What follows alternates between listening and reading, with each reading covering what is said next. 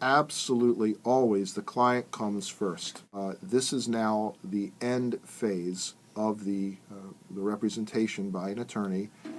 A settlement is reached, but before I even get to the dollars and the handling, the physical handling of the money, I have to offer some information about the settlement of the case. And we can always go to court and the jury gives you an award or a judge gives you an award. That's what you get. But before we get there, if we're going to settle the case, we absolutely are required to get the client's consent to the settlement.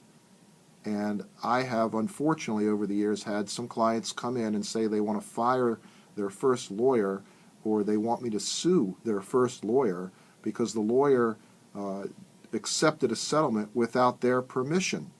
And what can I, if anything, do about it? Well, in my office, what I do, I have a letter that I actually send to the client in advance of any discussion of settlement with the insurance company, and I tell the client, look, Mr. and Miss Client, I think your case is worth X dollars. Let me just put a number on that for purposes of our discussion here this morning. Let's say I think their case is worth $10,000. In my letter, I tell them that in order to get the $10,000, I'm going to tell the insurance company I want 21 or 22 or 23,000, and that leaves room for me to negotiate. Then I send that letter to the client, and I actually spell out in that letter that if we get that $10,000, this is what's going to happen.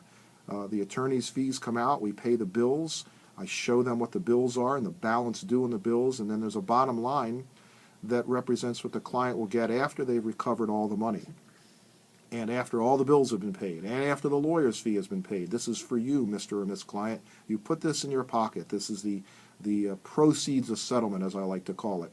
So I send that letter to the client, and I require that they sign that letter or come talk to me if they disagree. If they disagree, that's fine. Come in, tell me, or call me on the phone. What's going on? Why don't you agree with my evaluation? I don't pretend to know everything, but for the most part, I read the case very thoroughly. I understand what's going on, and with my hopefully good experience, I'm able to evaluate the case and give my client a recommendation and advice as to what amount we should recover reasonably.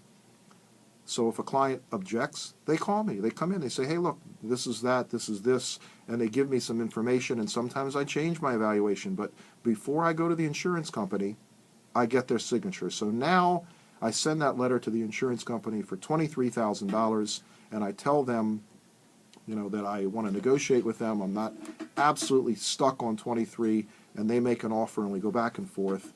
And if I can get $10,000 or more, then I know that I have in writing my client's permission to accept that settlement, and I can go forward and do that on their behalf.